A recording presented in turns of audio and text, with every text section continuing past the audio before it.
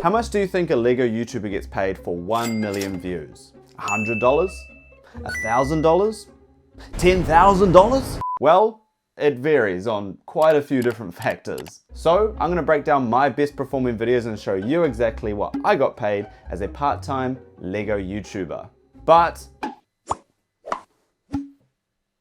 we have a couple other questions to answer first. Let's go. What's one Lego theme you wish Lego would revive? Oh my god, without a doubt, that has to be SpongeBob. Bring back SpongeBob Lego, please. Oh. The last lineup of SpongeBob sets came out when I was like 9 or 10 years old, and for my birthday I got his pineapple and the Krusty Krab. The Krusty Krab definitely needs a redemption. Like, what is this? I guess for the time it was good, but looking at that nowadays, hell no. The characters are cool and the paddy wagon looks great, but the Krusty Krab itself is just so basic and sad. There's a couple of Krusty Krab submissions on Lego Ideas actually, and they always get 10,000 votes and make it through to the next round. But they can never get approved because Lego doesn't hold the rights to SpongeBob toys anymore. So unfortunately, I don't think that's gonna happen anytime soon. But you never know, Lego did manage to get the rights to Pokemon, so maybe they can also get the rights to SpongeBob. Let's cross our fingers. Can I have the downtown diner? No, it's mine. Sorry. Are you adding an extra shelf to your Lego city?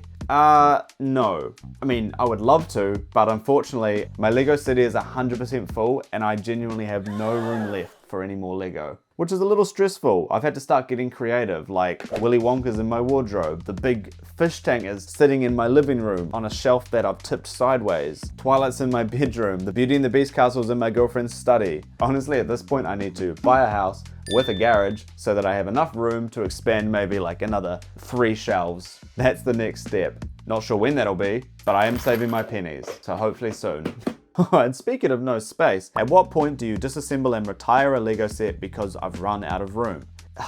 Honestly, it's so tough to decide which sets to take off the shelf, but I have managed to do it with a few to fit some of the new ones in. I basically just retired the holiday sets, so Holiday Main Street, the Santa's Post Office, and the car wash. But I removed them so I could fit in the Arkham Asylum and the Spider-Verse apartment block, which I've now got all the Spider-Verse characters outside of, doing the Spider-Man pointing pose. I'm pretty proud of that one. I've actually got no room for the X-Mansion at the moment, which is a real shame because I've built it and added an extra floor to it, but it's just sitting in my wardrobe. Huh? I'm sorry, okay? What color do you want the next classic Lego Spaceman to be? Oh, red? Red is my favorite color, and we've already got a red one, obviously, but I would love a dark red or like a burgundy color. That would be cool. But I would love for them to finish the other colors first that we haven't completed yet, like the light blue one with the helmet or the new light green one from the Christmas tree set. Give us the light green torso before we start getting all these other colors. But then afterwards, a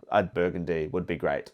Thank you. Are there any downsides to being in the Lego Ambassador Network? For me personally, not really. I'm pretty safe in the land, to be honest. Like, they will offer me sets that I want to review or make content with. I will say yes, or I'll say no, because I just didn't know what content to make with them, or I had no interest in them. I tend to only get sets that I'm genuinely excited for. There's something about them that I know I can make content about. I guess one negative, which doesn't really bother me because I don't talk about them, but I know other creators in the space have, are leaks. We're not allowed to really talk about Lego leaks, publicly anyway. They're out there all the time. You see photos, you see text. There are certain things that we can talk about. I don't actually remember off the top of my head because I don't talk about leaks anyway, so it doesn't affect me. But they are quite cautious about leaks being shared by ambassadors, though. You can't be sharing photos ahead of release unless it's on Lego's website. Again, doesn't affect me because I don't talk about leaks, I just wait for the official release. But I know there are some ambassadors whose content relied on talking about leaks quite a bit. So when those rules got tightened up, it was quite hard on them. And I imagine that was probably a downside or a negative for them. But again, for me, I'm sweet. I'm just cruising over here. Do you want to design your own Lego modular building? Oh, I would love to design my own modular. The only problem is, I'm not that creative. Like, I have the ideas, I know what kind of building I would love to do, but I don't know, I feel like there's other more creative designers out there who will do a much better job than me. So if anyone wants to collab on a modular building, let's create an idea together and chuck it on Lego Ideas or on Brickworld. I'm keen. What's the most amount of money you've made off one video on YouTube? Okay. Let's break it down.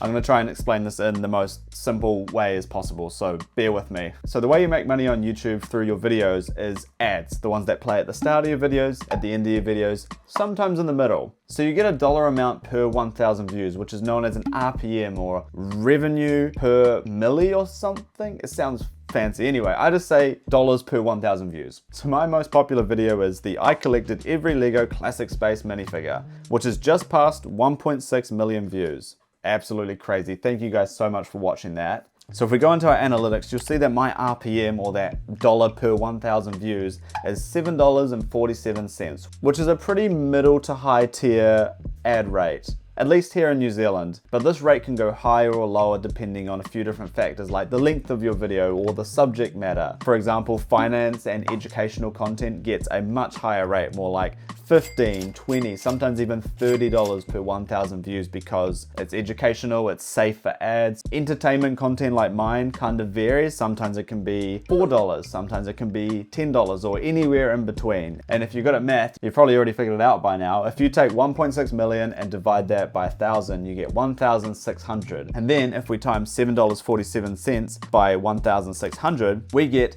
$11,952. Which is pretty close. I've actually made a little bit less than that. It's $11,937.91, which is about 6,800 US dollars. That's a lot. Holy heck. But let's look at two other videos while we're here, because it's pretty interesting how this whole RPM stuff works. So we're going to look at the Sick Complex video and part 2 of the Classic Spaceman collection. The Sick Complex video is currently sitting at 731,000 views. Part 2 of the Classic Spaceman video is sitting at 224,000 views. Off the bat, you probably think, oh, the Sick Complex has got to have made so much more money. Not quite. Let me explain. So if we go into our analytics for the Sick Complex, we can see this video has made $1,907.67 off an ad rate of $2.61.